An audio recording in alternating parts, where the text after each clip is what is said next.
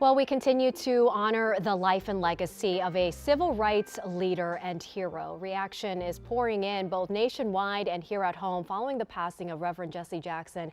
As the nation reflects on the loss of a giant, leaders from the White House to right here in our region are sharing powerful tributes, thanking Reverend Jackson for a lifetime spent bending the arc toward justice.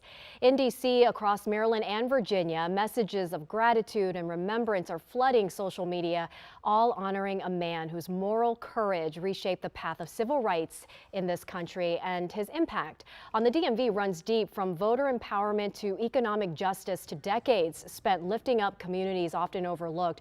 Roland Martin, host of the Roland Martin Daily Digital Show, knew Reverend Jesse Jackson well, worked closely with him in key moments, and often sharing that stage and conversation with him.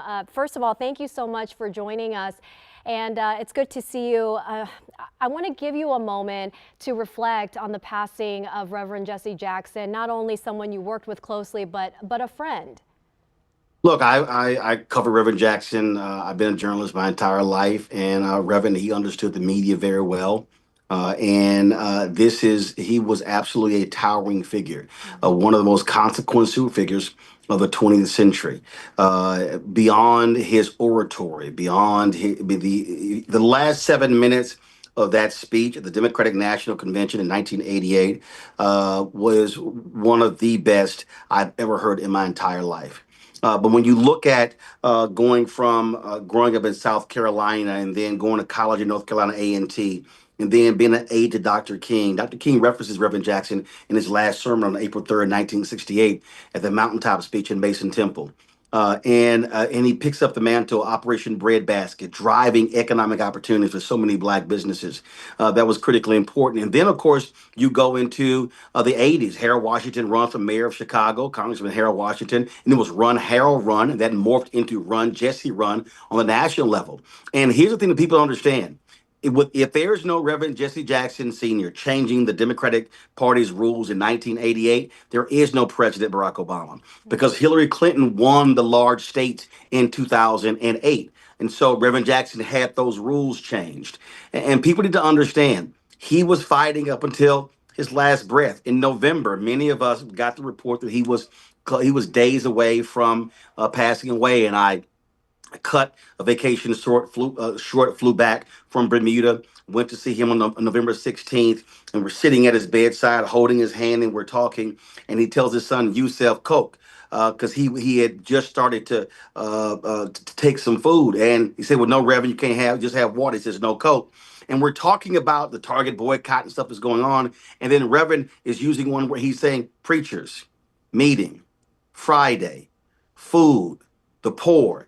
And so he began to literally come to life. The doctors were shocked because they said, man, his organs were failing. So being around people and listen to us talk about what was happening in the world began to sort of revive him. And so that's who he was. This man was committed. Here he was on his deathbed in November, talking about calling a meeting 5 days later for preachers across the country to join together to provide food for the poor and the hungry. That's who this man was. A remarkable person indeed. Reverend Jackson was a national figure, but he left a deep imprint on communities here in the DMV. From your perspective, actually international. Yeah, People understand beyond, when yes, global. When he traveled the world, Reverend Jackson was treated like a head of state.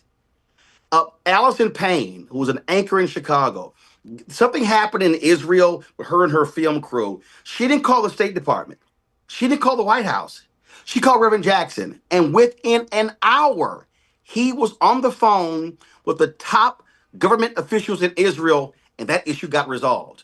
And I long said, if anything happened and I traveled around the world and I need to make one phone call, that would be Reverend Jesse Louis Jackson Sr. That's his. So a lot of us in America, I think part of the problem, he was so familiar because you would see him at a rally and a protest and this banquet or whatever. But he was a beloved figure. Europe, South America, Africa, in numerous countries around the world. That's how major this guy was. How should history remember Reverend Jesse Jackson and carry forward from his work and message? You talk about a continuum. A. Philip Randolph, Dr. King, Reverend Jackson. He picked up that economic mantle of Reverend Jackson.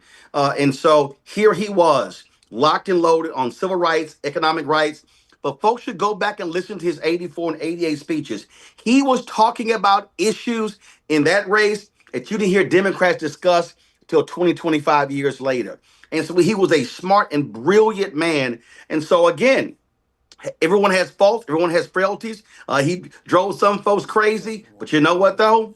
When you needed somebody to be in your corner to fight corporate America, to fight for the disenfranchised and the poor, that's Reverend Jesse Lewis Jackson Sr. And I'm telling you right now, he is irreplaceable. There is no one today that can match the stature, the relationships, the connection between civil rights and human rights and economic rights and world leaders, all the way down to a poor black woman in Alabama, a poor white person in West Virginia.